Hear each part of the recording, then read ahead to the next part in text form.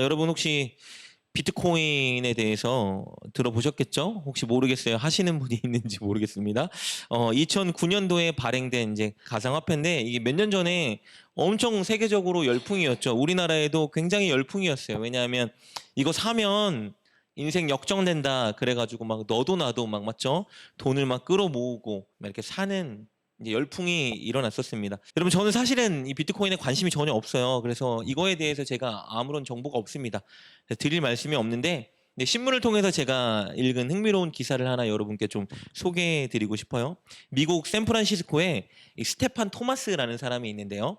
이 사람이 10년 전에 영상 관련된 일을 했어요. 그래서 영상을 만들어준 대가로 현금으로 그 대가를 받지 않고 코인으로 받았던 것 같아요. 그래서 7천 코인 정도 받았다고 하네요. 그때 한 코인이 뭐 1달러, 2달러 이 정도였대요. 그래서 이 사람이 받은 총 코인의 가치가 한 2천만 원 조금 안 되는 정도였다고 해요.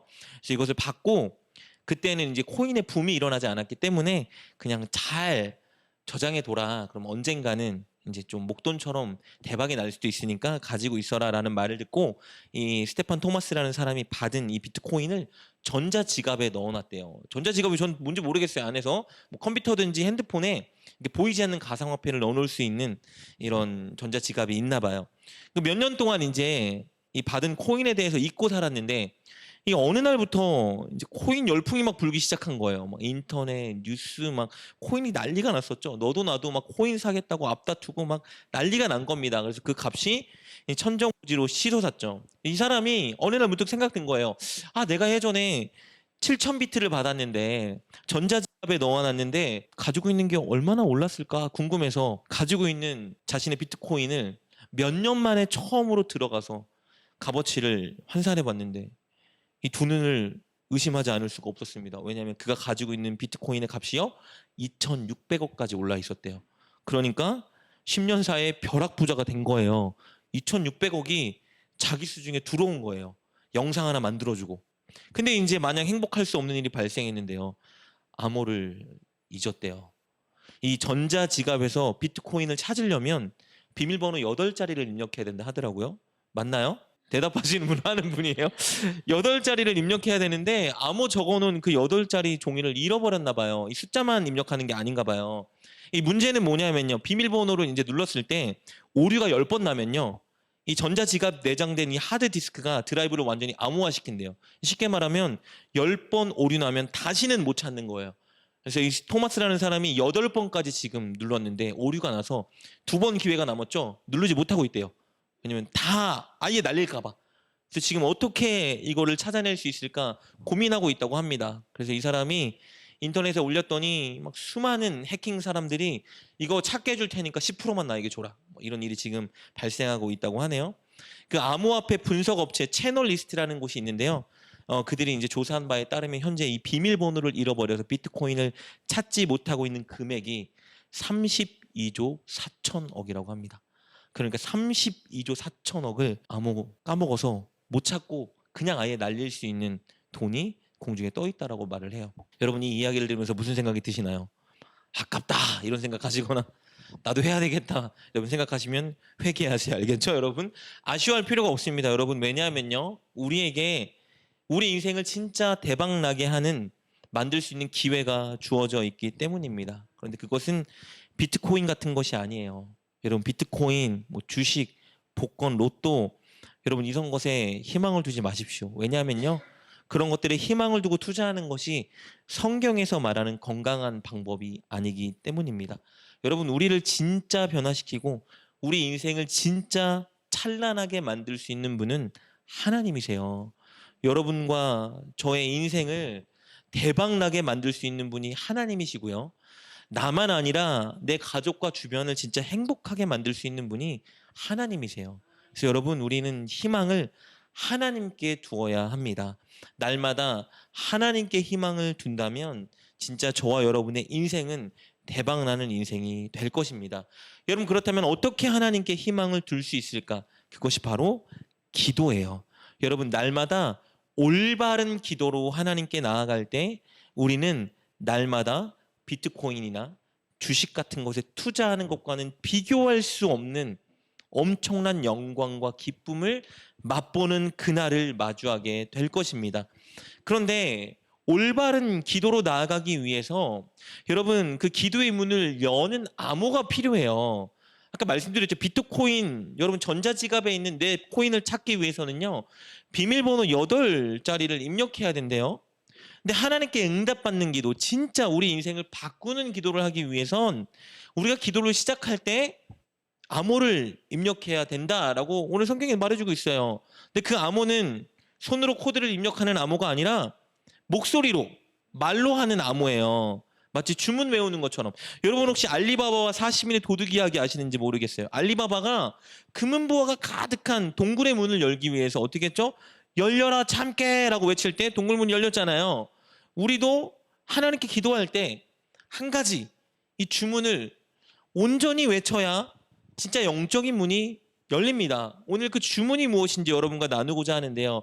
그 주문이 뭐냐? 바로 하늘에 계신 우리 아버지라는 단어예요. 여러분 이 주문이 진짜 저와 여러분의 고백이 되고 기도할 때 이 주문에 담긴 의미를 붙들고 하나님께 나아갈 때 여러분 정말 놀라운 일이 우리 인생 가운데에 펼쳐집니다. 오늘 말씀을 통해서 여러분 이 주문 하늘에 계신 우리 아버지 이 고백을 저와 여러분의 것으로 만드시고 진짜 우리 인생이 대박나는 것들을 경험하는 여러분 되시길 주님의 이름으로 축복합니다.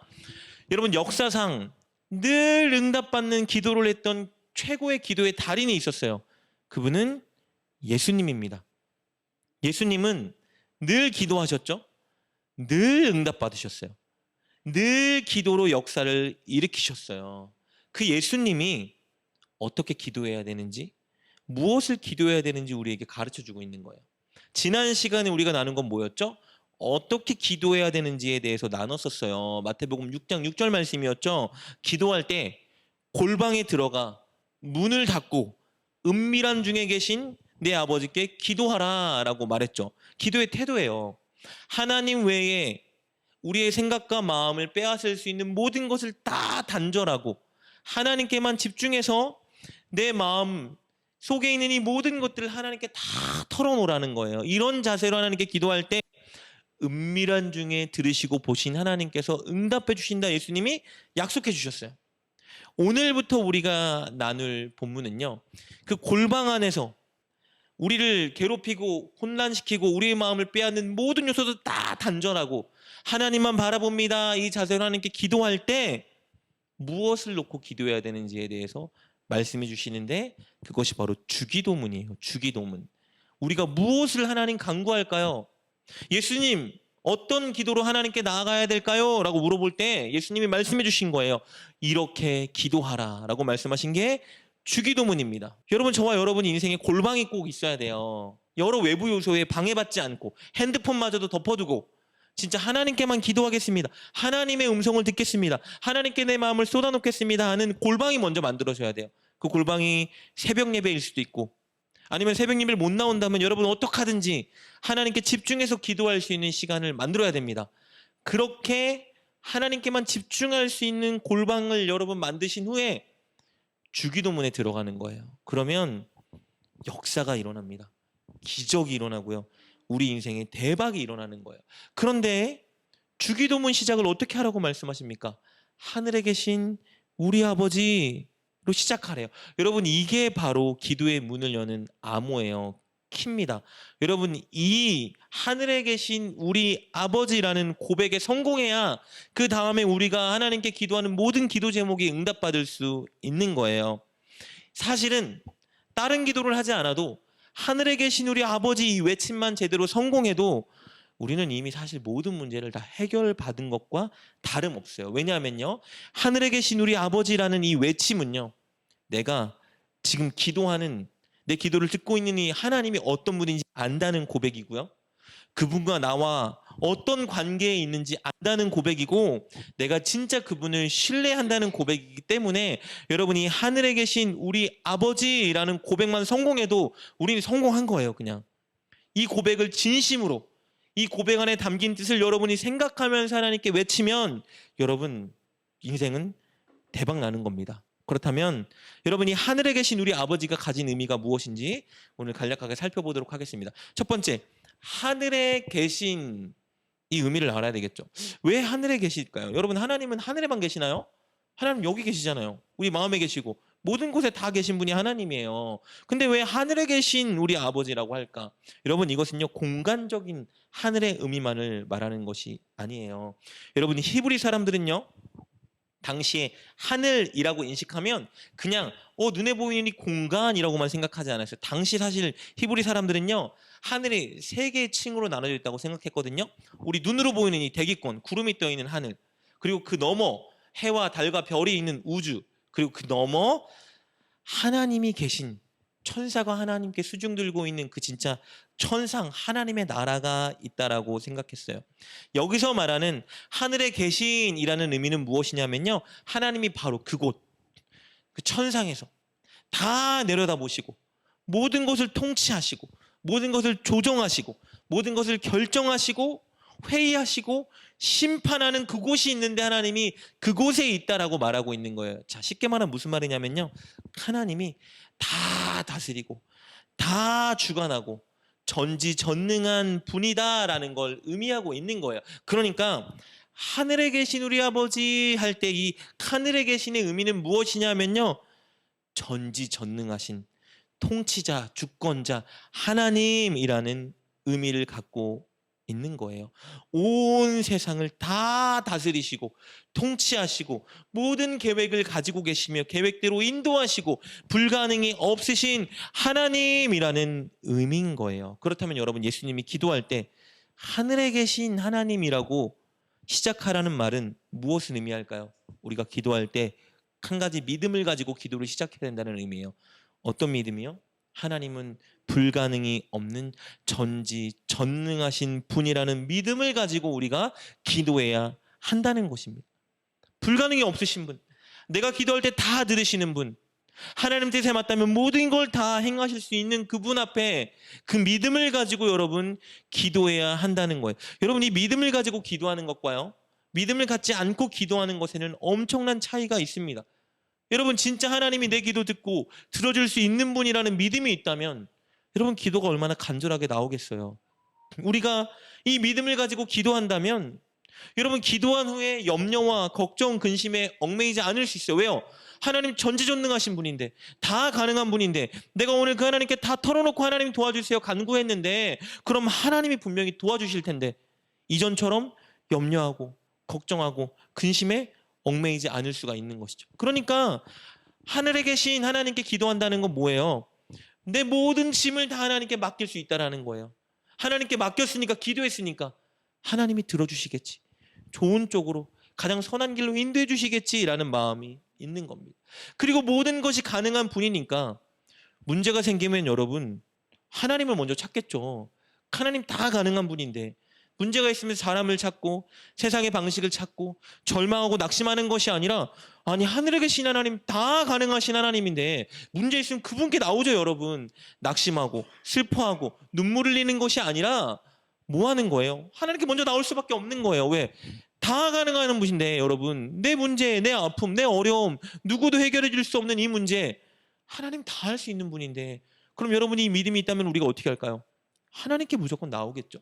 하나님께 무릎 꿇고 간구하겠죠. 도와달라 외치겠죠. 여러분, 그래서 예수님이 말씀하신 거예요. 기도를 시작하기 전에 반드시 먼저 명심해야 될 한 가지, 하나님은, 너희가 지금 기도하는 그 하나님은 하늘에 계신 하나님, 모든 것이 다 가능한 전지전능한 하나님이라는 믿음을 가져야 한다라고 말씀하신 거예요. 여러분, 이 믿음이 있다면 우리의 인생 비트코인에 안 걸어도 되겠죠. 우리의 인생 로또에 안 걸어도 돼요. 다 가능하신 하나님이 계신데 하나님께 우리 인생을 걸어야죠. 하나님께 우리의 소망을 두고 하나님께 우리의 희망을 걸고 여러분, 하나님께 나아갈 수 있는 거예요. 어떻게 하면요? 하나님이 하늘에 계신 하나님, 즉 전지전능한 분이라는 것을 알면 그렇게 할 수 있는 것입니다. 사랑하는 여러분, 하나님은 진짜 전지전능하신 분입니다. 이 땅의 모든 것을 주관하시고요, 모든 것을 계획하시고요, 모든 것을 다스리시는 분이에요. 저와 여러분의 모든 인생을 다 계획하고 계신 그분입니다. 여러분, 그분께 우리 희망을 겁시다. 늘 그분께 기도하는 저와 여러분 되시길 주님의 이름으로 축복하고, 여러분 기도할 때 꼭 이 외침을 잊지 말고 성공하셨으면 좋겠어요. 그냥 입으로 하늘에 계신 우리 아버지가 아니라, 하늘에 계신, 맞아, 하나님은 모든 것이 다 가능하시고 전지전능하시고 지금 내 기도를 듣고 계신 분이지 라는 믿음의 고백이 늘 기도할 때마다 저와 여러분 마음 안에 샘솟을 수 있기를 주님의 이름으로 축복합니다. 여러분, 이렇게 하나님은요, 하늘에 계신 분이에요. 즉 전지전능하시며 이 땅의 모든 것을 통치하고 다스리시는 분이에요. 그런데요, 그 전지전능한 하나님이 우리에게 어떤 분이래요? 우리에게 아버지래요. 하늘에 계신 우리 아버지라고 말하고 있습니다. 여러분, 예수님은 전능하신 하나님, 불가능이 없으시고 모든 것을 다스리고 통치하는 그 하나님이 우리 아버지라고 가르쳐주고 계시는 거예요. 여러분, 당시에는요, 이 가르침이 가히 충격적인 가르침이었습니다. 왜냐하면요, 사실 구약시대 때 하나님이 이스라엘 백성들에게 하나님 당신이 그들의 아버지이자 남편이자 주인이라고 말씀을 주셨지만, 누구도 하나님을 그들의 아버지로 여기거나 감히 하나님을 아버지라 부르는 자는 없었어요. 여러분, 어떻게 창조주 하나님, 가장 전능한 신을 아버지라 부를 수 있습니까? 여러분, 당시에는요, 고대 근동 지방의 모든 지역에 있는 민족들은 모두 자기만의 신을 가지고 있었어요. 모두가 신을 믿고 있었다고요. 그런데 그들 중에 누구도 자신들이 믿는 신을 자기의 아버지라 여기거나 부르는 민족은 없었습니다. 어떻게 감히 그 무시무시한 두려운 신을 내 아버지라 부릅니까, 여러분? 그래서 이스라엘 백성들은요, 오히려 10계명 중에 3계명, 여호와의 이름을 망령되이 부르지 말라라는 말 때문에 하나님이 당신의 이름을 여호와라 가르쳐 주셨거든요. 여호와란 말도 못했어요. 그래서 아도나이라고 하나님을 불렀습니다. 예를 들면 이런 거예요. 여러분, 미국 사람들이 오 마이 갓 할 때 갓이란 말을 안 하죠. 갓이라고 해요. 왜요? 갓이란 말을 함부로 부르면 안 되지라는 생각이 있기 때문이에요. 어떻게 아버지입니까, 하나님이? 하나님은 무섭고 두렵고 떨리는 분이었어요. 그런데 이런 이스라엘 민족들을 충격에 빠뜨리는 자가 등장하는데 예수님이었어요. 왜 예수님이 충격에 빠뜨렸는지 알아요? 너무 떳떳하게, 너무 당연하게 하나님을 늘 아버지라 부르는 거예요. 예수님이 기도할 때도, 뜻을 가르쳐 줄 때도 하나님이 당신의 아버지래요, 여러분. 아버지, 아버지, 아버지. 그래서 마가복음 여러분 14장 36절을 보면요, 예수님이 마지막 겟세마네 동산에서 하나님께 기도할 때 이렇게 고백하는데, 제가 읽어볼게요. 이렇게 고백되어 있습니다. 이르시되 아빠, 아버지요, 아버지께서는 모든 것이 가능하오니 이 잔을 내게서 옮기시옵소서. 그러나 나의 원대로 마시옵고 아버지의 원대로 하옵소서. 여러분, 아바, 아버지라 예수님이 하나님을 부르셨어요. 늘 친근한 관계를 가지셨어요. 여러분, 제가 찾아보진 않았는데요, 복음서를 보면 학자들이 찾은 건데요, 예수님이 하나님을 아버지라 부르는 횟수가 170여 회 정도가 기록되어 있다고 합니다. 여러분, 사람들을 충격에 빠뜨리는 일이었어요. 어떻게 하나님을 아버지라고 불러? 저 신성 모독 아니야? 그런데요, 예수님이 기도할 때마다 놀라운 결과를 가져왔던 그 키워드가 바로 이 아버지였어요. 왜요? 아버지니까. 하나님이 내 아버지니까 자녀의 필요를 채우시고 기도에 응답해 주시고 가장 좋은 것을 주시고 책임져 주신다는 것을 예수님이 알고 늘 기도했던 거예요. 근데 그 예수님께서 우리에게 이렇게 말씀하시는 거예요. 전능하신 하나님, 이 땅의 창조주요, 이 땅을 통치하고 다스리는 불가능이 없는 그 하나님이 너희 아버지야. 너희 신이 아니라 너희를 책임지고 너희를 사랑하는 너희 아버지란다. 그러니까 기도할 때 이렇게 기도해. 하늘에 계신 우리 아버지요. 여러분, 가히 충격적인 말을 던져준 거예요. 여러분, 지금도 마찬가지지만 당시 고대 근동의 아버지의 가장 큰 의무는 무엇이었을까요? 책임이에요. 책임. 자녀를 책임지는 게 아버지의 의무였다고요. 먹이고 입히고 가르치고 필요를 채워주면서 가장 좋은 길로 인도하는 것이 아버지의 가장 큰 사명이자 여러분 책임이었어요. 자녀를 책임지는 일. 그럼 여러분, 하나님이 우리의 아버지란 말은 무엇을 의미할까요? 우리 인생을 책임진다는 거예요. 우리의 필요를 채워주시고 이 세상 누구보다 우리를 사랑하시고 기도할 때 우리의 기도를 외면치 않고 들으시는 분이라는 거예요. 기도할 때 이 사실을 인정하고 믿고 기도해야 된다라는 거예요. 내가 지금 기도하는 그 하나님, 내 기도를 듣는 그 하나님은 그냥 신이 아니라 내 아버지지. 내 인생 책임지는 분, 나를 사랑하는 분, 내 모든 염려와 아픔을 다 쏟아낼 수 있는 분, 절대 배반하지 않고 끝까지 나를 인도하는 분. 여러분, 그 확신을 가지고 하나님께 기도하라는 거예요. 그럼 여러분 기도가 달라지겠죠. 여러분, 예수님이 십자가에 달리시고 부활 승천하신 이후에 성령을 보내주셨거든요. 그래서 여러분 제자들이 복음을 전하기 시작하는데, 여러분 정말 1세기부터 3세기까지 복음이 정말 폭발적으로 막 일어났습니다. 부흥이 일어나기 시작하는데 여러분 걷잡을 수 없는 부흥이 일어났어요. 그런데 1세기, 3세기에 부흥이 일어났는데 부흥 못지않게 뭐가 동반됐죠? 엄청난 핍박이 동반됐습니다. 예수님 믿으면요, 옥에 끌려갔고요. 예수님 믿으면요, 사형당했고요. 예수님 믿으면요, 사회적으로 승진과 성공의 기회가 막혔어요. 근데 사람들이 계속 예수님을 믿는 거예요. 너 예수님 믿으면 내가 죽인다는데 예수님을 믿고요. 예수님 믿으면 승진할 수 없다라는 걸 알고 있는데 예수님을 믿고요. 예수님 믿으면 매매, 경제가 막히는데 내가 뭔가를 경제활동 할 수 없는 것을 알면서도 여러분 사람들이 예수님을 계속 믿는 거예요. 왜 믿었을까요? 아니 여러분, 예수님 믿으면 손해본다니까요. 우린 막 그렇게 가르치잖아요. 예수님 믿으면 여러분 잘 되고요, 자녀가 성공하고요, 부자 되고요, 막 이렇게 막 복음을 가르쳤잖아요. 근데 1세기, 3세기는요, 예수님 믿으면요, 고난당하고요, 핍박당하고요, 아프고요, 굶주리고요, 괴롭고요, 옥에 끌려가고요, 잡혀 죽임 당하는데 1세기부터 3세기까지 여러분 그리스도인들이 폭발적으로 늘어나는 거예요. 왜 그랬을까요? 팀 켈러 목사님이라는 분이 그 이유를 이렇게 설명해요. 바로 하나님과의 관계 때문이었대요. 관계. 하나님이 우리 아버지 되는 그 관계가 그들이 하나님을 믿지 않고는 견딜 수 없게 만들었대요. 그래서 그들이 그 하나님이 아버지 되시는 그 놀라운 은혜와 하나님과의 깊은 관계 때문에 아무리 핍박을 받아도 굴하지 않고 예수님을 믿기 시작했다라고 말합니다.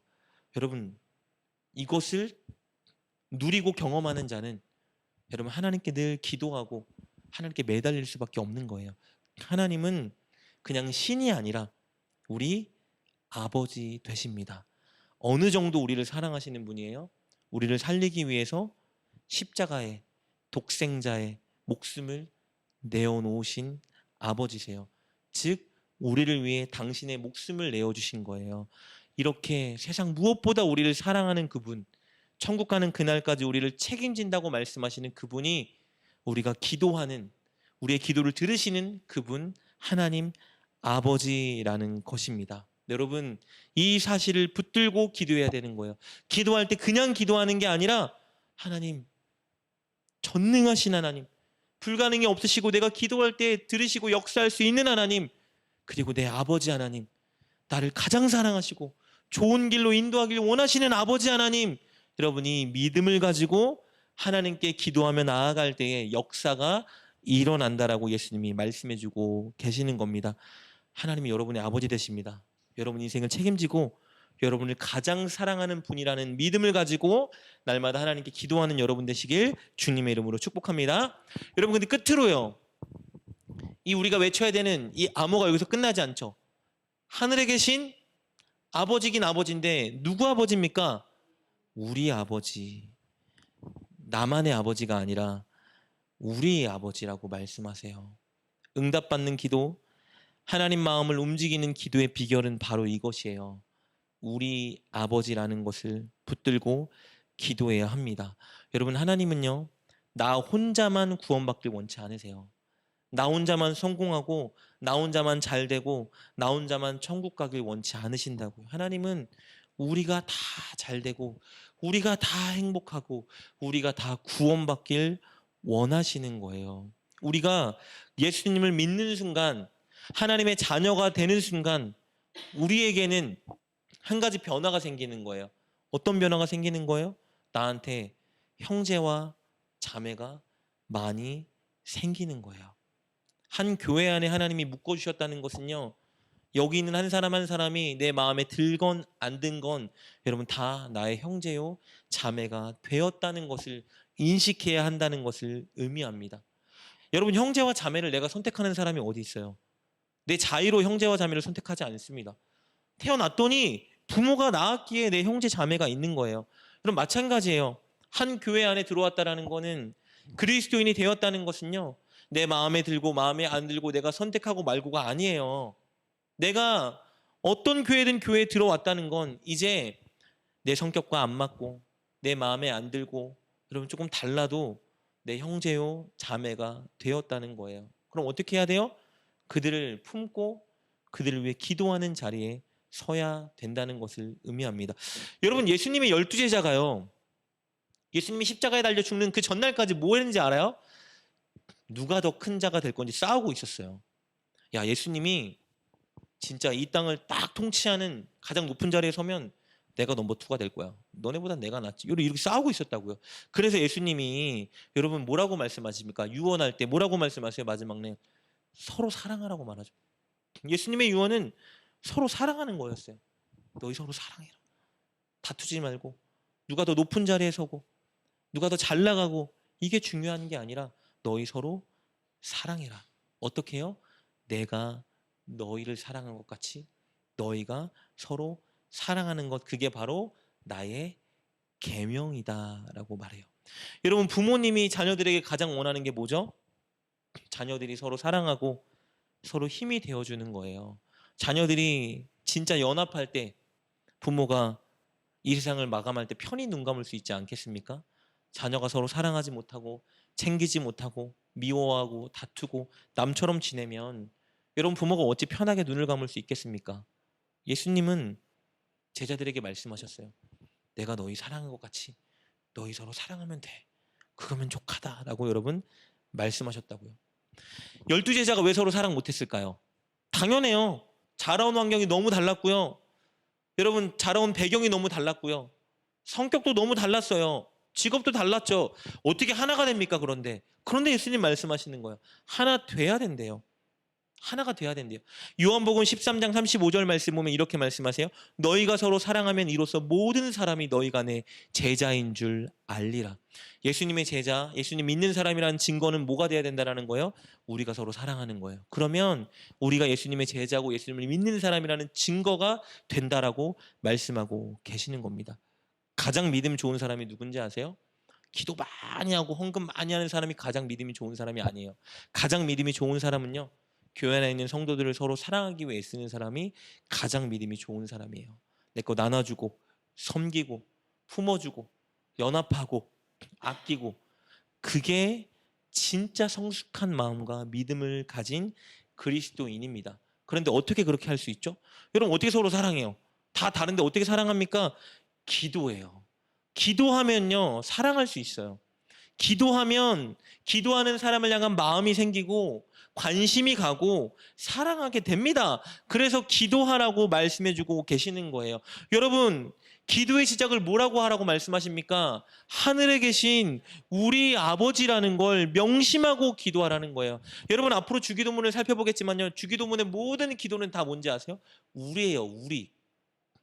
내 일용할 양식을 채워주시고 이런 말이 없어요. 우리의 일용할 양식을 채워달라고 기도합니다. 우리를 죄에서 건져달라고 기도하지 나를 건져달라고 기도하지 않는다고요.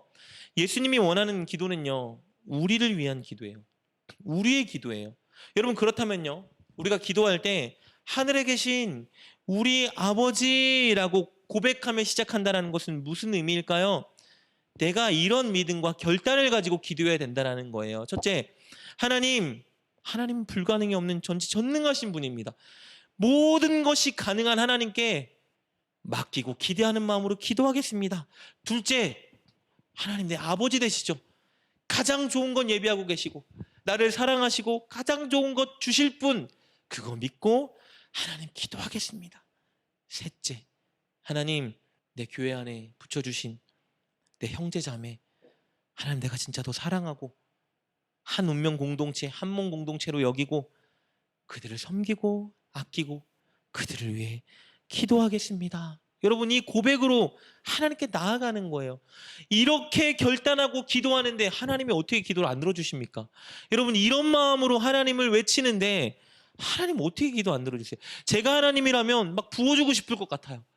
야, 내가 전지전능하고 내가 불가능이 없는 걸 너가 믿어? 믿음으로 기도하는구나. 야, 내가 너의 아버지인 거 믿어? 너를 그만큼 사랑하고 너를 위해 가장 좋은 것 예비한 거 너 믿고 있어? 그래서 너도 나를 사랑해? 야, 내가 너를 위해 뭐 해줄까? 뭐라고? 교회에 있는 형제 자매들을 위해 네가 눈물 흘리며 기도하는 거야? 그들도 잘 되길 원해?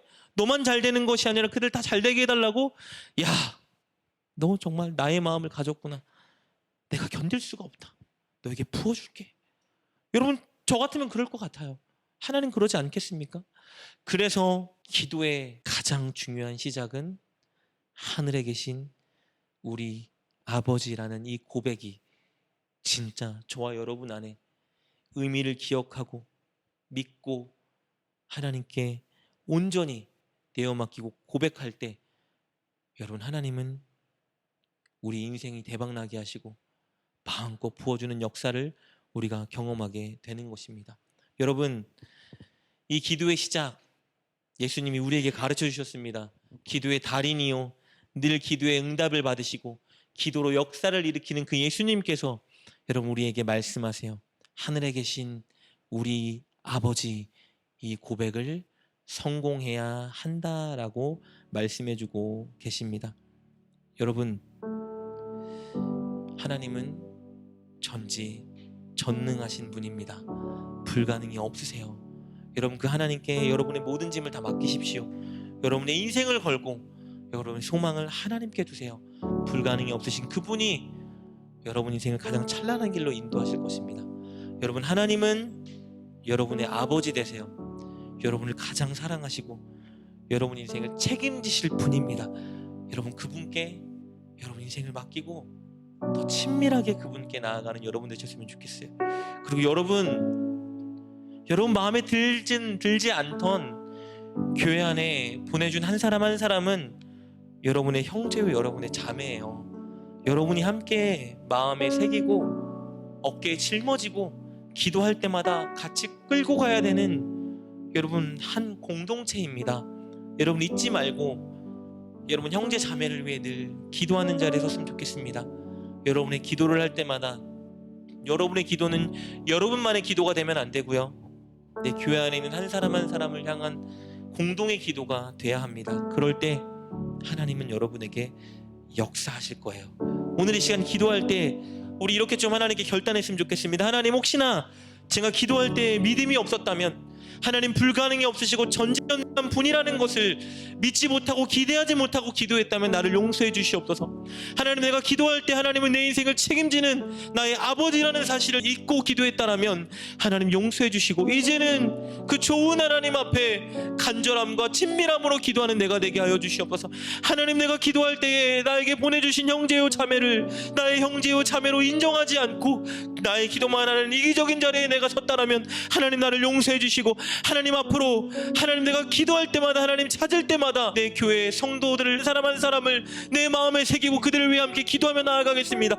하늘에 계신 우리 아버지 하나님이 고백을 할 때마다 내가 이 고백에 온전히 성공하게 도와주시어 하나님 대박나는 인생, 하나님 응답받는 인생, 하나님 우리 모두를 새롭게 일으키는 인생의 주역이 될 수 있도록 주님 나에게 은혜를 베풀어 주시옵소서. 우리 함께 하나님께 간절히 말씀을 붙들고 기도하며 나아갑시다.